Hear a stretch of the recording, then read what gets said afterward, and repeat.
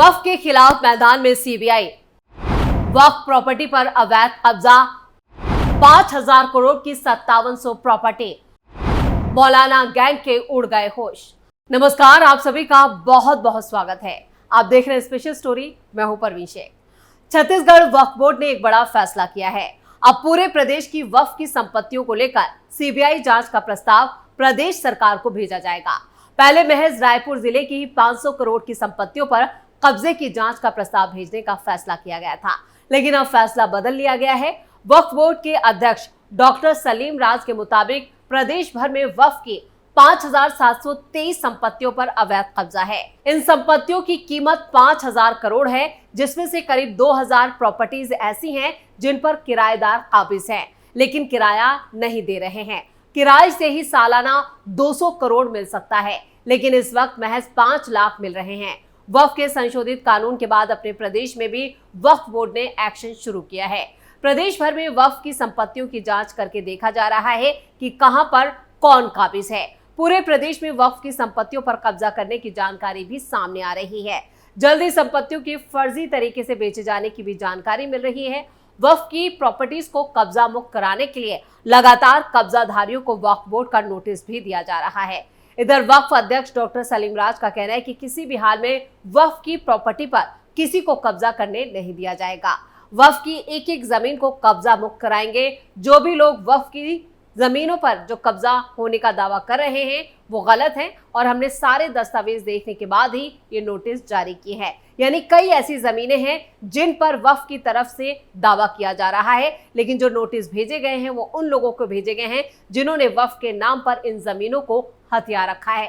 यानी छत्तीसगढ़ में बड़े पैमाने पर वक्फ के खिलाफ एक्शन लिया जा रहा है और वक्फ की जमीनों पर जिन्होंने कब्जा कर रखा है या मामूली किराया देते हैं उनके खिलाफ सीबीआई जांच का जो प्रस्ताव है वो तैयार कर लिया गया है। यानी वक्फ के खिलाफ अब सीबीआई भी मैदान में आ चुकी है। छत्तीसगढ़ में वक्फ का बड़ा फर्जीवाड़ा। इस मामले में वक्फ बोर्ड के अध्यक्ष डॉक्टर सलीम राज का कहना है कि रायपुर के दुकानदारों के साथ ही प्रदेश भर से जिनके भी जवाब आए हैं उन जवाबों से बोर्ड जो है वो संतुष्ट नहीं है। फर्जीवाड़ा करके जमीनों पर कब्जा किया जा रहा है। उन्होंने बताया कि जो खुद किराएदार हैं वो भला कैसे किसी को जमीन बेच सकते हैं। पूरी तरह से फर्जीवाड़ा करके वक्फ की प्रॉपर्टी को बेचने का काम किया गया। उन्होंने कहा कि प्रदेश में जहां जहां भी वक्फ की जमीन पर कब्जा है उसको मुक्त कराया जाएगा और इसके लिए सभी तैयारियां पूरी कर ली गई हैं। बन रहा है सीबीआई जांच के लिए प्रस्ताव। बोर्ड ने पहले रायपुर जिले की 500 करोड़ की संपत्ति को सीबीआई जांच कराने के प्रस्ताव तैयार करने का जो काम था वो शुरू किया था, लेकिन अब पूरे प्रदेश की संपत्ति को लेकर प्रस्ताव तैयार किया जा रहा है। यानी पहले सिर्फ रायपुर को ही यहाँ पर एक उसका क्राइटेरिया बनाया गया था, लेकिन अब उस क्राइटेरिया से बाहर निकलकर पूरे प्रदेश की जितनी भी वक्फ की जमीनें हैं उसको लेकर एक प्रारूप तैयार किया जा रहा है। डॉक्टर सलीम राज का मानना है कि 5,727 प्रॉपर्टीज को लेकर ये पूरा प्रस्ताव तैयार किया है, जिसमें थोड़ा वक्त और लगेगा, लेकिन सभी प्रॉपर्टीज की जांच कराने का प्रदेश सरकार के पास एक प्रस्ताव बनाकर भेजा जाएगा। प्रदेश सरकार के जरिए ही केंद्र सरकार के पास भी ये प्रस्ताव भेजा जाएगा, जिसके बाद सीबीआई इसकी जांच शुरू करेगी। वक्फ संपत्तियों पर कब्जे का खेल। 4,000 करोड़ की है मिल्कियत, करीब 90% पर अवैध कब्जा। संसद से वक्फ संशोधन बिल पास होने के बाद ये कानून की शक्ल अख्तियार कर चुका है, लेकिन मुस्लिम पर्सनल लॉ बोर्ड और जमीयत और विपक्ष की तमाम दलों ने वक्फ कानून को सुप्रीम कोर्ट में चुनौती दी, जिस पर देश की सबसे बड़ी अदालत में लंबी सुनवाई के बाद फैसला सुरक्षित रख लिया गया। इसी कड़ी में छत्तीसगढ़ सरकार ने भी वक्फ संपत्तियों का पूरा जो ब्यौरा है वो तैयार कर लिया है। छत्तीसगढ़ राज्य वक्फ बोर्ड के अध्यक्ष जो है डॉक्टर सलीम, उन्होंने इस बात की पुष्टि भी की है। वक्फ बोर्ड ने अपनी तरफ से राज्य के सभी मुतवल्लियों से जुड़े इस पूरे मामले को लेकर नोटिस और सर्कुलर पहले ही चस्पा कर दिए हैं। ऐसी उम्मीद है कि राज्य में वक्फ के 85 से लेकर 90% तक प्रॉपर्टीज पर अवैध कब्जा है और जिसको लेकर पूरा जो अनुमान था उसकी जब जांच की गई तो ये सही पाया गया। अनुमान ये भी है कि राज्य में वक्फ बोर्ड के पास 4,000 करोड़ से ज्यादा की संपत्ति है। बोर्ड के पास है बेशकीमती संपत्तियां। बताया ये भी जा रहा है कि छत्तीसगढ़ में वक्फ बोर्ड के पास कई ऐसी बेशकीमती प्रॉपर्टीज है जिनके लिए यहाँ पर ज्यादातर जिस पर अवैध कब्जा है। वक्फ बोर्ड के अधिकारियों के मुताबिक राज्य में वक्फ बोर्ड के पास 371 मस्जिदें, 92 मदरसे और 142 ईदगाह हैं।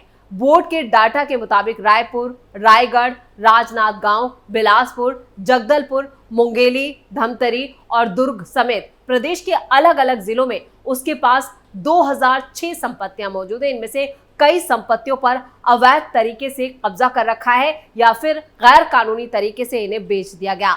जांच के बाद ही अब ये पूरी सच्चाई सामने आएगी, इसलिए सीबीआई को ये पूरा प्रस्ताव भेजा जा रहा है। छत्तीसगढ़ वक्फ बोर्ड की तरफ से जारी सर्कुलर के मुताबिक अलग अलग जिलों में मौजूद मुतवल्लियों को अपने इलाके में मौजूद वक्फ बोर्ड की प्रॉपर्टीज और उसकी आय व्यय का पूरा जो ब्यौरा है वो भी भेजा जाएगा और इसकी जानकारी खुद यहाँ पर वक्फ बोर्ड जो है वेबसाइट पर डालेगा। बोर्ड का कहना है कि इससे ट्रांसपेरेंसी आएगी और सभी को इसकी जानकारी मिल पाएगी। बोर्ड के अध्यक्ष सलीम राज का यह भी कहना है कि नए वक्फ कानून से मुस्लिम समाज को फायदा हो रहा है। उनके मुताबिक बीते दिनों केंद्र सरकार की टीम वक्फ की संपत्तियों की जांच करने आने वाली थी। टीम ने रायपुर, दुर्ग, धमतरी और बदौलता बाजार में जांच भी की। अब दूसरी टीमें खासकर उन जिलों की जांच कर रही है जहां पर अवैध कब्जे किए गए हैं या फिर जिन जमीनों को अवैध तरीके से बेचा गया है। जांच पूरी होने के बाद गरीब मुसलमानों को उनका पूरा हक मिल सकेगा, ये भी उम्मीद की जा रही है। वक्फ के खिलाफ पटना में भी रैली। वक्फ कानून के खिलाफ पटना में एक बड़ी रैली का भी आयोजन किया गया। इस रैली के सियासी मायने भी निकाले जा रहे हैं क्योंकि ये रैली उस वक्त हो रही है जब बिहार में चुनाव है। बिहार में मुस्लिम आबादी जो है वो करीब 16% के आसपास है और मुस्लिम वोटों का झुकाव साफ तौर पर आरजेडी की तरफ है और कांग्रेस भी मुसलमानों को अपनी ओर आकर्षित करना चाहती है। ऐसे में पटना के गांधी मैदान में वक्फ कानून के खिलाफ हुई रैली में कांग्रेस नेता सलमान खुर्शीद, आरजेडी नेता और बिहार विधानसभा में नेता प्रतिपक्ष तेजस्वी यादव, पूर्णिया से सांसद पप्पू यादव भी पहुंचे। आरजेडी नेता तेजस्वी यादव ने साफ कहा कि स्वतंत्रता की लड़ाई में हिंदू मुस्लिम सभी शामिल थे। सबसे बड़ी बात कि आपकी जमीन को छीना जा रहा है, जो लगातार मुस्लिम personal law board, Jamiat उलेमाए Hind जैसे मुस्लिम संगठन कहते आ रहे हैं, उसी बात को तेजस्वी यादव ने दोहराया। उन्होंने कहा कि बीजेपी की सत्ता जाने वाली है, गरीब, पिछड़ा, दलित समाज के वोट का अधिकार भी छीने जा रहा है। अब इलेक्शन कमीशन का नोटिफिकेशन आया है कि वो नई वोटर लिस्ट भी बनाने जा रहे हैं। यानी यहाँ पर जो वक्फ के नाम पर ये रैली की गई थी वो पूरी तरह से सियासी थी। उन्होंने कहा कि देश की किसी के बाप का नहीं है। आज पूर्व विदेश मंत्री और कांग्रेस नेता सलमान खुर्शीद भी पटना में ही थे। पटना एयरपोर्ट पर सलमान खुर्शीद ने एक बड़ा बयान दिया। उन्होंने कहा कि हम वक्फ कानून का विरोध करने के लिए रैली में शामिल हुए। उन्होंने कहा कि वक्फ के साथ साथ संविधान को भी बचाना है। बिहार में वोटर लिस्ट का जो अपडेशन हो रहा है उसको लेकर सलमान खुर्शीद ने कहा कि सभी पार्टियों ने इसको लेकर चिंता जाहिर की। उन्होंने कहा कि निश्चित तौर पर इसे देखना चाहिए और ये बहुत ही टेंशन की बात है। खुर्शीद ने कहा कि आज भारत को ये देखने की जरूरत है कि कहां कहां हम पीछे जा रहे हैं। यानी सलमान खुर्शीद ये मानते हैं कि मुस्लिम समाज काफी पीछे जा चुका है और सच्चर कमेटी की रिपोर्ट तो ये पहले ही साफ कर चुकी है कि इस वक्त देश में मुसलमानों की हैसियत दलितों से भी नीची है। और उन्होंने कहा कि लड़ झगड़ कर पीछे जा रहे हैं। वहीं यहाँ पर और भी उपेंद्र कुशवाहा जैसे नेता भी इस रैली को संबोधित करने पहुंचे। माना यह जा रहा है कि अपनी रैली के जरिए कोयरी समुदाय को लामबंद करने की भी कोशिश की गई। उधर केंद्रीय मंत्री और लोक जनशक्ति पार्टी के नेता चिराग पासवान ने भी नालंदा के राजगीर में बहुजन भीम समागम को संबोधित किया। यानी पूरा जो बिहार में चुनाव को लेकर जो वक्फ के नाम पर चुनावी सियासी राजनीतिक रोटियां सेकी जा रही हैं उसको लेकर भी कई सवाल खड़े। उधर लोजपा की तरफ से भी कहा गया कि इस रैली में 3 लाख से ज्यादा बहुजन और पार्टी कार्यकर्ताओं का जुटान हुआ। मतलब कुल मिलाकर जो पटना में रैली की गई वो पूरी तरह से एक सियासी मंच था जिसमें सियासी नेताओं की शिरकत की। खासतौर से विपक्ष ने जिस तरह से इस रैली को समर्थन दिया उससे साफ हो जाता है कि बिहार में चुनावों को लेकर जो वक्फ पर खेल किया जा रहा है उसमें मुस्लिम तंजीमें भी शामिल हैं और वही मुस्लिम तंजीमें जो करोड़ों की जमीनों पर कब्जा करके बैठी हैं। और छत्तीसगढ़ से जो रिपोर्ट सामने आई है उस रिपोर्ट से भी साफ हो जाता है और वक्फ बोर्ड जो छत्तीसगढ़ का राज्य का वक्फ बोर्ड है उसने साफ कर दिया है कि जैसे ही ये प्रस्ताव पास होगा और सीबीआई इस मामले में एंट्री करेगी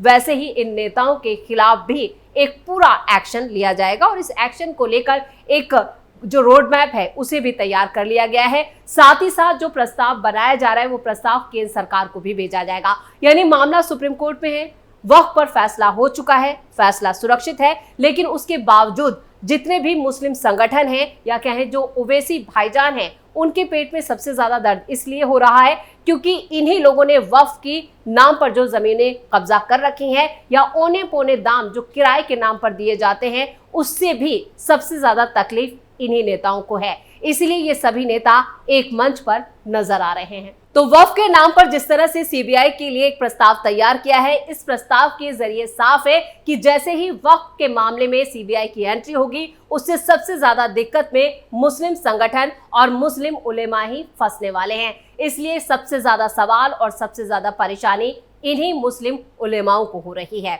तो इसी के साथ स्पेशल स्टोरी में इतना ही। वीडियो कैसा लगा कमेंट करके अपनी राय जरूर दें। वीडियो को लाइक करें, शेयर करें और कैपिटल टीवी को सब्सक्राइब जरूर करें। धन्यवाद।